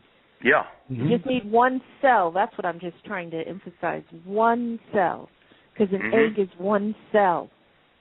Well, Dr. Emoto, I think, really made everybody wake up when he did his tests on water, whether it was seawater or potable water, and profound, and did different music or people speaking different things, either positive or negative, to the water, and then he took very scientific, I forget exactly how he did this. Dr. Hill, you can probably fill in on this because I don't know the scientific terms, but it showed how the water changed by what it was conditioned to by sound, whether it was a spoken word or whether it was a symphony or whether it was rock music. It reacted to the harmonics. Right, and that was what they used, audience, is crystallography, which is where they took the water after it's been, said thank you, or there was a battlefield and they took it from areas where people died, etc. They froze the water, and then in freezing the water, just as like you have ice cubes when it's under deep below sub-zero temperatures, it makes little crystals on it, just as like you've seen in your old refrigerator if you didn't have one of those Freon ones. And, I got one. Okay, and those crystals, when you look at under crystallography, which is a microscope, when you look under it, you can see the picture of the prism of that crystal. And the majority of water that is not, I'm going to say, contaminated, doesn't have a negative a negative thought on it, usually makes it perfect hexagonal. And they make these beautiful shapes, just like snow flakes. No two are alike. But don't, and as Michael brings up Emoto's work, and I've seen that, the photography. It's amazing. Mm-hmm. And doesn't that bring us back to, we were talking about, in the beginning was the word, and then in the beginning was the sound? Yes. And word and sound can be absolutely the same thing, spoken at a substance like water. If you speak a word, you have harmonics, and every word, okay, just with the word word, when I say it, the harmonics change. And something that I had seen in India with some of the mystics there, who could make the side of this mountain vibrate by the 8 of them with a different tone, and then change the tone. It was kind of eerie sounding. It was really weird, but literally the rock cliff where they did this, when you put your hand on there, it vibrated, and then vibrated more, then vibrated more. It was just unbelievable. So harmonics are a key, not just to everything in life, and all of creation. I think that's the key to the pyramids. Mm-hmm. Yeah. It's a lot to swallow and think on, but okay, if the Essenes were right, in the beginning was the sound, well then we have these unlimited possibilities with sound, with harmonics. A lot of people have said, okay, there's a certain harmonic for your DNA and all that. In a way, that's kind of true, but you know what? We're so complex, there is no one DNA repair sound. Yeah, for the individual, it all depends on your temple and the way you are made up. Yeah, that's right, and that's what a lot of people don't want to believe. They think there's a 528 megahertz frequency is supposed to repair all DNA, and sadly, a lot of people are sucking into that new age, whatever we're going to call it. It's not. It doesn't work. Okay, it doesn't work the way they say, just because of what you said, Hildy. And it's a question, too, of the balance within the body. As we know, what makes sound waves amplify and go faster? The amount of salt you have in your body, okay? Yes. Why do you swell up? Do you have too much salt, or really do you have lacking too much because you don't have the balance between the elements of sodium chloride and potassium? It's like with the Olmec salt, that it had some iron in it. It gave them more strength, meaning they were as strong as ox, because they moved a lot of heavy stuff. And also, back to Emoto, the crystals that were, I'm going to say, negative or distorted or crooked or just didn't look pretty like the other ones, or what we judge as pretty. The thing is, it goes back to what Rick said in the very beginning of this show, which was the tetrahedron society. Yeah. Tetrahedron, which is a frozen water molecule, ice, okay? When you get a number of them together, you make a hexagonal, and the a number of the images that Emoto did were hexagonal, in structure. So it's all the tied. The more hexagonal it is, or I see any of these things, that means that at each one of those points that makes the angle, then there can be the generation of the harmonic. Well, that explains the steps on the pyramids in the Americas that we don't see in some of the other places in the world. Each one of those steps, instead of being smooth coming up the side, each one of those steps as an angle obviously has a purpose with harmonics in my book. It has to be a way of generating. And also these pyramids, whether they're in Giza, whether they're over here in the Americas, China, wherever they are, each one will tilt to a certain degree to the northwest or toward another directional coordinates. and the majority is to the northwest, which I feel is, going to that. It used to be the 17 degrees, to the right or to the left, of the poles, the North Pole, the magnetic, the magnetic pole within the United States, within the world. Okay. We know what you meant. Too many people here think they own the world. Okay, but they don't. When our ancestors come back, those gods and goddesses, they'll see the world. And I think the gods and goddesses were people. They were actual some form of human being. They were not just a myth about some creature that is, nondescript and from heaven, you can't see them. No.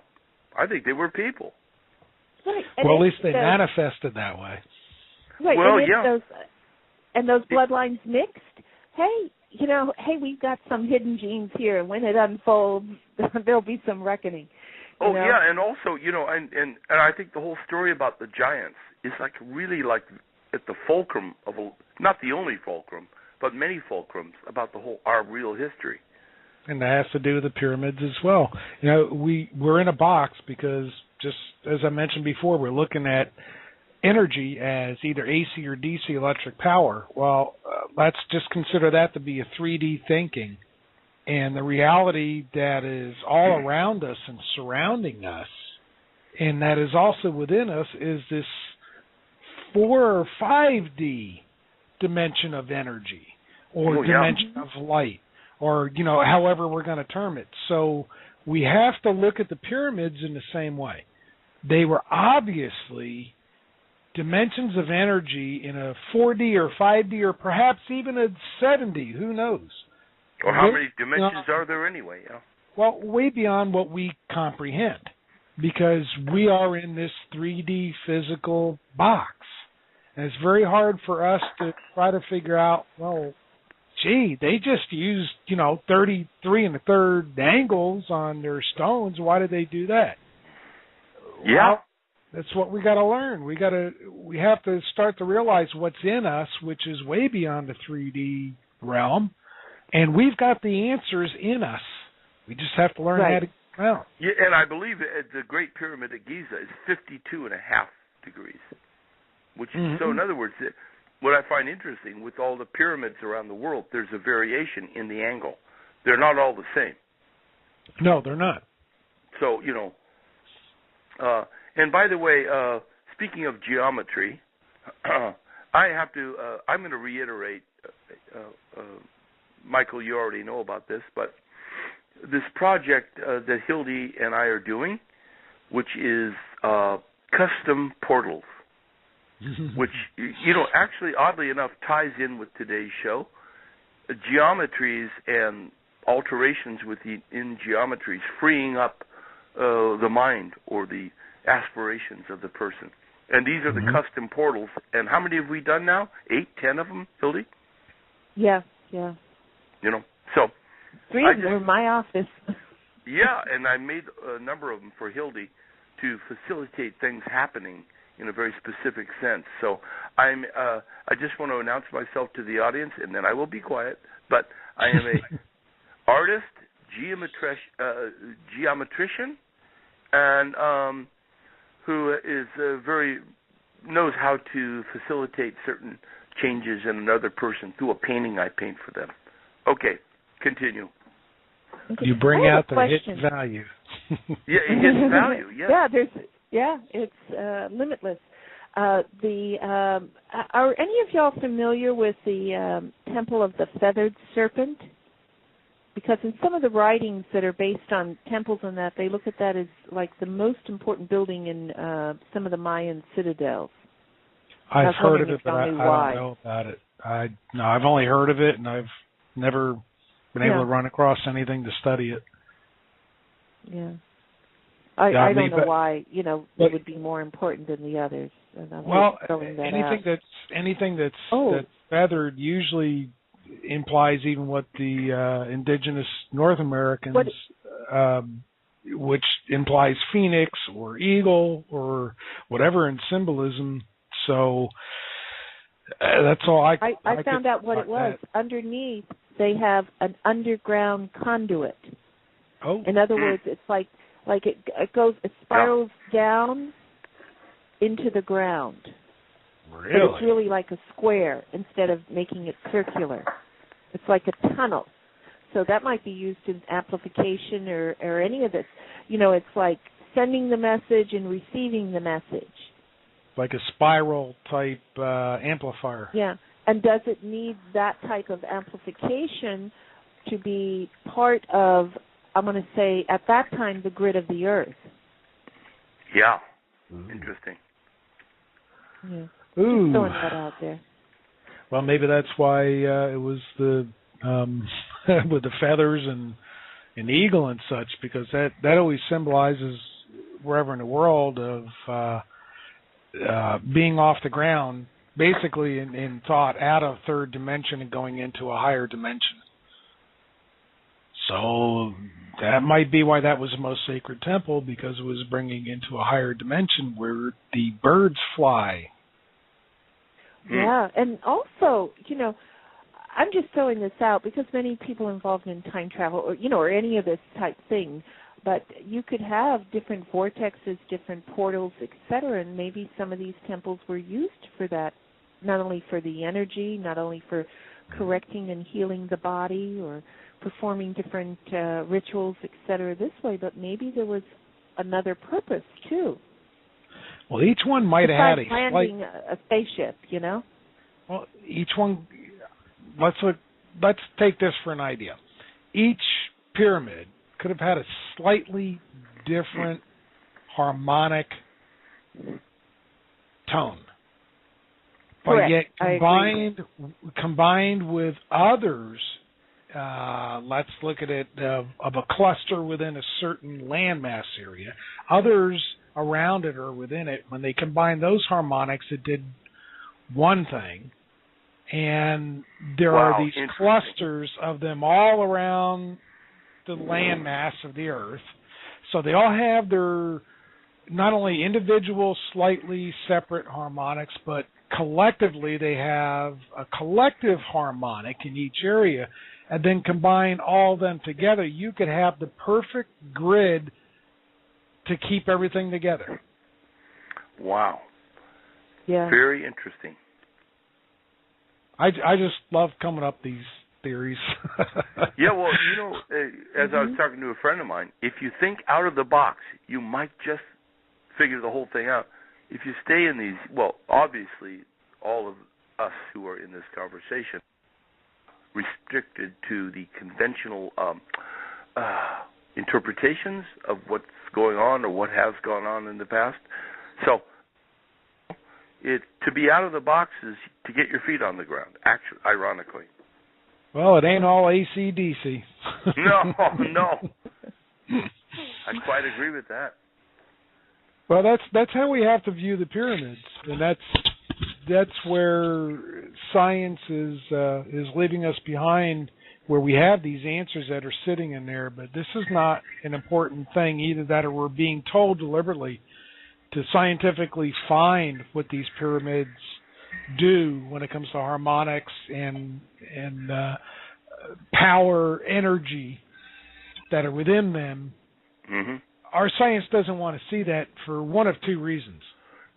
Either one, they already know what it is and they don't want anybody else to know, or two, they know what it is and they're keeping it for themselves. Yeah. Right. And maybe both at once. Maybe both at at once. And there's a Mexican state called Campeche, Campeche, and there is a major archaeological find that was in the central part of the Yucatan. And I don't know, Mike, if you went to this area too, and it was the Calakmul, which in particular they had the pyramid, but it was a layered pyramid. In other words, one pyramid steps into another pyramid, into another higher one, okay? And it was called the Kingdom of the Snake. But it was done from the major power of the Khan, K-A-A-N. Now remember, in the Egyptian studies of those societies and the metaphysics of it, and also the gods. Remember when Bast, which was the cat goddess, went into war, she went through the Eye of Horus, and she came out as Sekhmet, the lioness. And Sekhmet would do battle against evil, the Ka, which was the snake. Well, yeah, this. What I'm saying is, I find it interesting that they have a kingdom of the snake, meaning there's a lot of snakes in South America and you know, in those areas, just as any in the you know, the tropical regions. But specifically calling it the Khan, you know, I'm trying to show if there is a similarity in even thoughts of which came first, the chicken or the egg. Well, that's my big question is, who is to say that these Mesoamerican pyramids weren't there before the ones that are in Giza in Egypt? I'm having a feeling that they were older. Yeah, that's my theory. I'm leaning towards the cradle of civilization was actually in the Americas. You know, Michael, I think your conjecture is absolutely valid. Who is to say which came first? You know, and really, and there may be something even preceding the Mesoamericans. Who knows? Oh yeah, so, yeah. You know, they could have been the 20th generation of what began. Because we've been given the kind of a pre-constructed linear history, which most of which is really garbage. So why not? Maybe these came first. You know. Well, Rick, I'm just looking at the switchboard here, and it looks like we lost our show host, Dr. Hildy. Well, it looks like we're going to have to carry on here a little bit. What time do you have there? Oh, she's back. Hello. No, I don't see her on here yet. There we go. She's coming in. Let me get her on here. I don't know why they're picking on me. I thought Rick got disconnected. You're back. I was waiting for you to pop on that switchboard. Yeah, because that's what I tell everybody in the beginning of every show, whether it's your show, Dr. Hildy, or one of my own, or anybody else's. If you get disconnected, whoever's still on, just keep talking. Right, and I think it's all a symbol from the universe or beyond that whatever we're talking about, we got to pay attention that whatever it is, it must be very important because we get disconnected. There you go. So it's like, get our attention.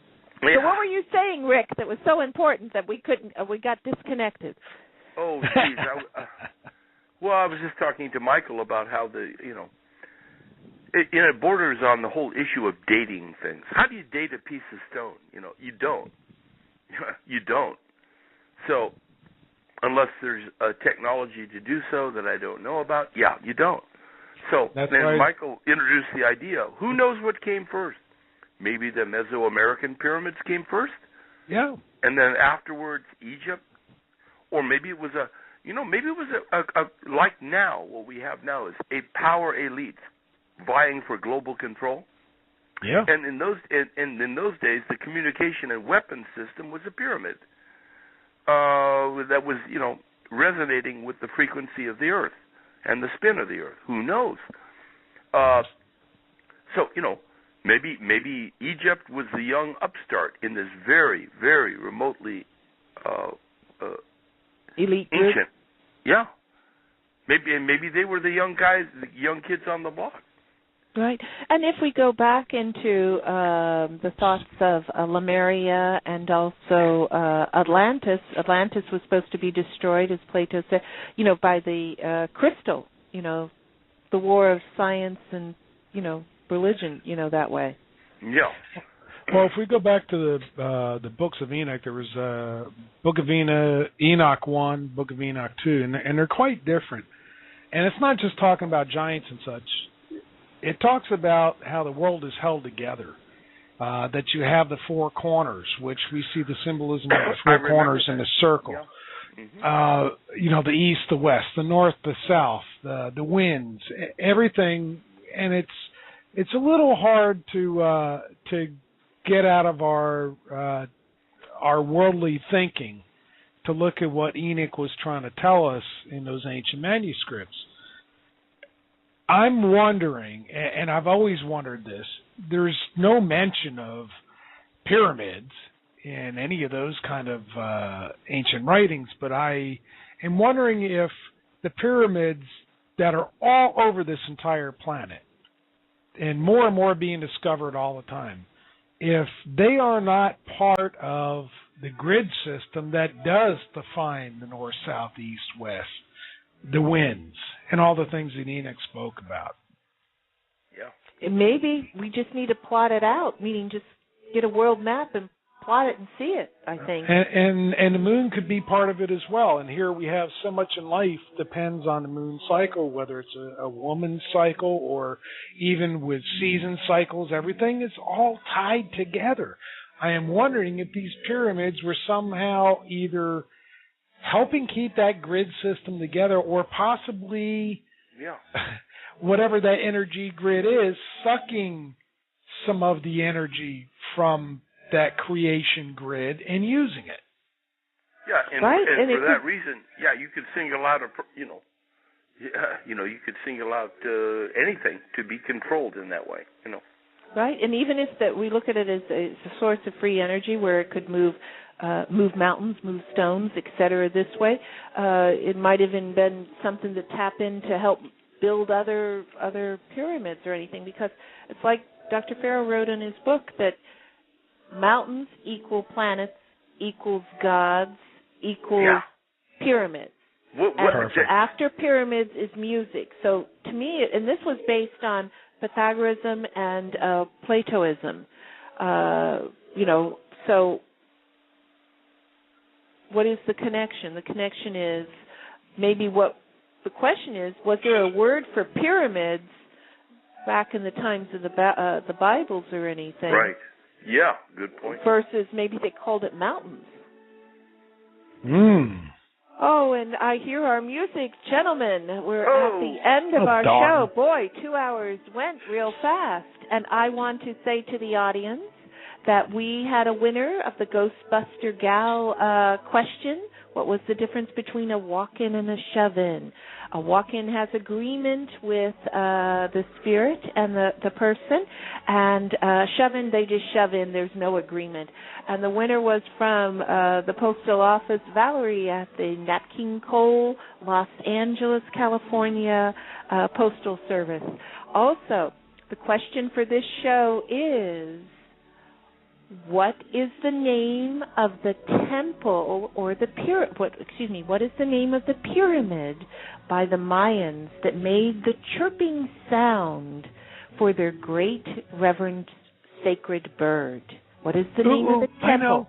I know. Okay, you get participate. And the prize is the DVD with Yul Brynner and George Shakaris in Kings of the Sun, and a complete collection of our Chakmal supplements by Bachimi, and our new premiere of Quasicol blend, which helps reduce fat, etc. And it's got that beautiful bird on it. And all in celebration for the Mayan skulls coming to Los Angeles. God bless, goodbye, and thank you, my guest, very much. Thank you, Hildy. You're welcome. Thank you. Bye-bye. Thank you, Hildy. Bye-bye. It was great. Same here. Bye-bye.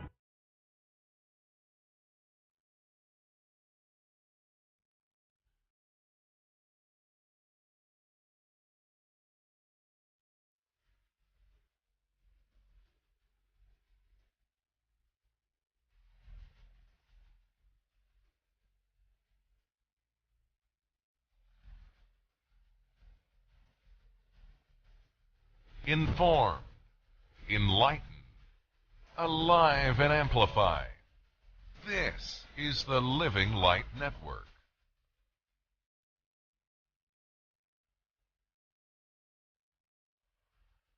Okay, I'm only bringing up the term Society of Snakes because when we get into some of the descriptions of these pyramids, we will see different images. Not images that were just painted on the side of these pyramids, audience, but images that was constructed by the use of different sands or different rocks so that it can make a permanent image of whatever is depicted. And what is important, Rick brought out the person that's a colleague of ours and friend, Joseph P. Farrell, Dr. Farrell, who's written many books, but in particular in his book, The Grid of the Gods, The Aftermath of the Cosmic War and the Physics of the Pyramid People, meaning the society, he brings out that mostly in the communications of the first physical unification of these pyramids was part of the music. And the music is the acoustics which are in the pyramids. And we're going to discuss that into more detail, but I want you to keep in mind music.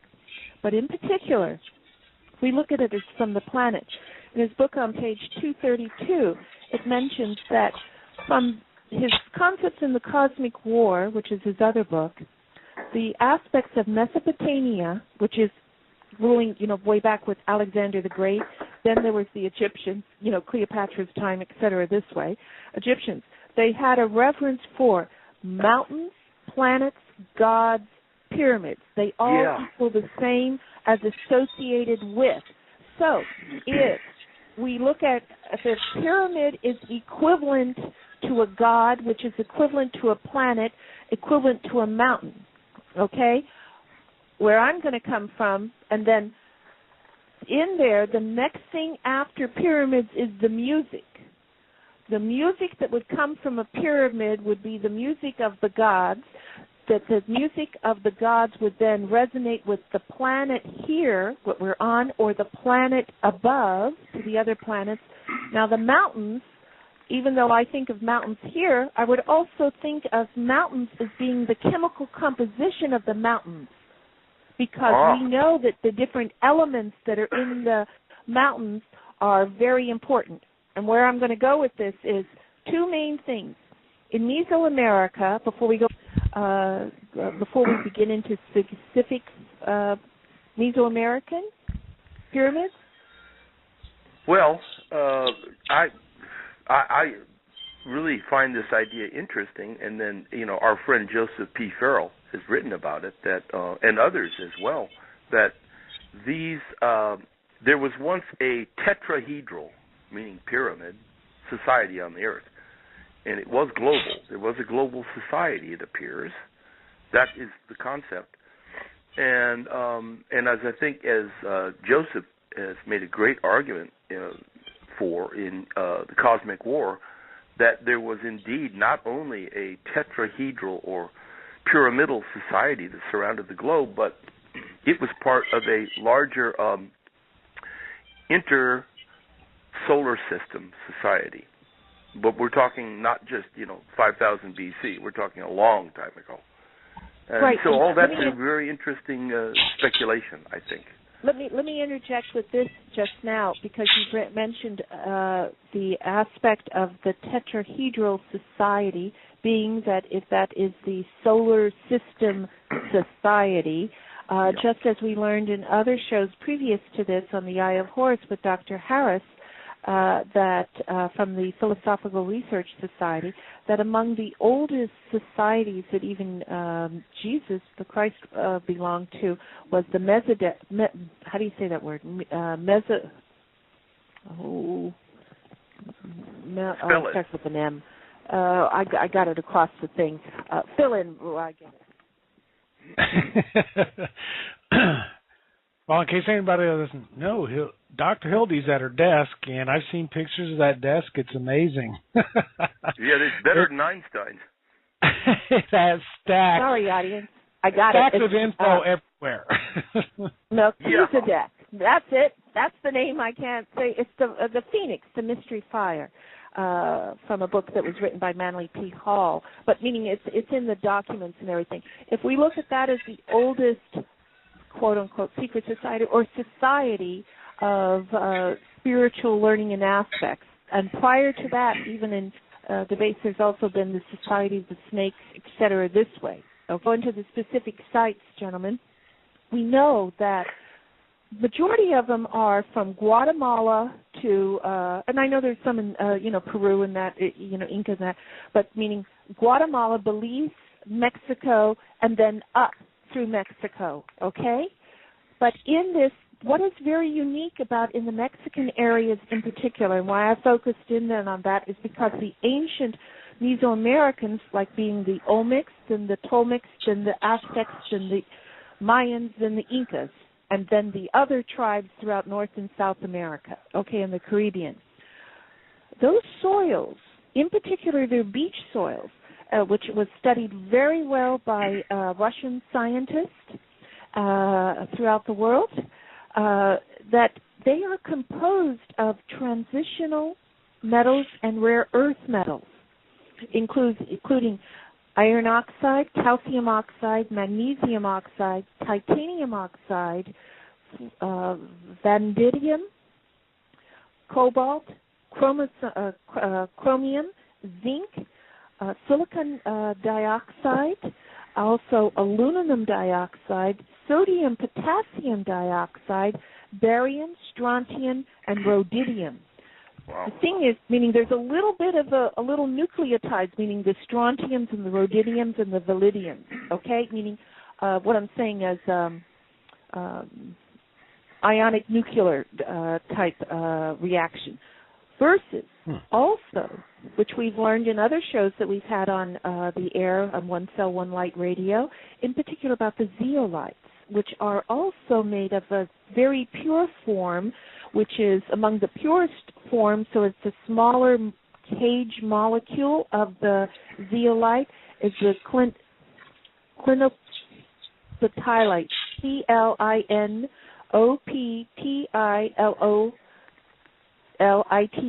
okay? That makes up from 49 to 52% of the composition of the rocks in Mexico. Interesting. Now, also it's composed of mordanite, chrysoprolite, tritiumite, alderite, and pyrogenic.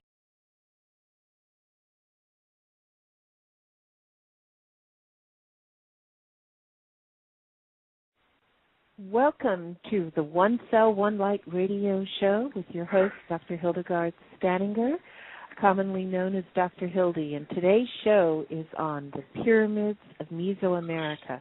And why I'm having this show in particular is because on the week of May 11th, the 10th, 11th, and 12th is going to be special seminars and workshops in reference to the crystal skulls of Mayan Indians and other tribal areas that are coming here from New York, going across the United States to Los Angeles. I plan to be at that conference. At the same time, I felt it's very important for our audience to know a little history about the different pyramids, their locations, because we're going to discuss what our thoughts are from a scholarly basis, what we think these really are for humanity and what they were used for in many aspects, and also what was the building materials. But today we have a special guest, Devor Pazinski, who is with us, Rick DeBove, and also Michael Edwards, so that we can have this scholarly discussion in reference to pyramids of Mesoamerica. Welcome, gentlemen. Thank you, Hildy. Well, thank you. Thank you. Well, we all made our check-in, audience, and in this we have done, there's a beautiful website, the Crystal Links Pyramids of Mesoamerica, that has a nice history of these pyramids and also some photographs and some paintings of the depiction of these pyramids. Many of these pyramids have two things in common as compared to other pyramids of the world. In one of our discussions on ancient Olmecs, we had a discussion that there is also a large pyramid that's in China that was recently discovered. We know that there is pyramids under the sea that's off the coast of Japan, and we know of the ancient Giza pyramids that were in Egypt and other areas. The thing is, what I want you to keep in mind, audience, as we go through these discussions and bringing out our insights into it and also what we have read, because this group of special guests are well-read individuals, and they're sharing the knowledge of what they have read and also have studied on their own time. The thing is, though, look at, and part of this discussion is going to be looking at pyramids that have the way they're made, constructed, the building materials, if they have a flat top on top or flat dome, or are they a pointed dome? Thinking of ways of communications, not only from some individuals would like to, from the extraterrestrial standpoint, or communications as a method within on planet Earth, just similar like we have our telecommunications with the radio, or also in the temples in Egypt, which were also known as the temples of beauty. I had a very good colleague when I was in school at Capitol years ago, Dr. John Powell, a dentist up in Roanoke area, and he used to always tell in the class, what about those temples of beauty in Egypt? Why aren't we making those, just like they used to be? And in particular, in those temples, just like in churches throughout the world, it was based on their acoustical design and also the materials that were in it so that it would create a resonance so that it would have a harmonic wave, and also what my guest Devore will bring out too possibly is on the helioconcentric harmonic wave. That means that it spins down and spins within so that you have a clearing of any debris. And we've known that even just shaking on a vibrating machine will assist in getting rid of viruses in the body. So there's many, many aspects that we're going to discuss. But I'm going to just throw out to the gentleman here that I have. Any of y'all have any comments in general format of the pyramids of Mesoamerica?